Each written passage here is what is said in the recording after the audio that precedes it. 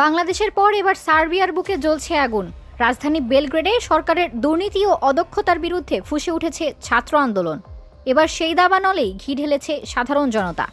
শুক্রবার রাত থেকেই শহর জুড়ে হাজারো মানুষ নেমেছে রাস্তায়। প্রেসিডেন্ট আলেকসান্ডার ভুচিচের পদত্যাগের দাবিতে বিক্ষোভ যেন রূপ নিয়েছে এক জনসমুদ্রে। সব শুরু হয়েছিল নোভি সাদে ট্রেন স্টেশন ধসে 15 জন নিহত হওয়ার ঘটনায়। ক্ষুব্ধ শিক্ষার্থীরা সরকারের অব্যবস্থাপনাকে দায়ী করে রাস্তায় নামে, আর সেই আন্দোলনে একে একে যোগ দেয় কৃষক থেকে শুরু করে নানা শ্রেণীর মানুষ।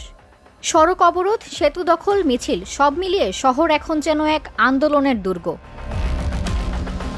সামাজিক যোগাযোগ মাধ্যম ইনস্টাগ্রামে ছাত্র আন্দোলনের নেতারা ঘোষণা দিয়েছেন শনিবার বিকাল 4টায় সংসদের সামনে থেকে শুরু হবে আরও বৃহৎ বিক্ষোভ। কিন্তু তার আগেই বেলগ্রেড যেন রণক্ষেত্র। প্রধানমন্ত্রী মিলোসি ভুকেভিক ইতোমধ্যেই পদত্যাগ করেছেন। এবার লক্ষ্য প্রেসিডেন্ট ভুচিচ।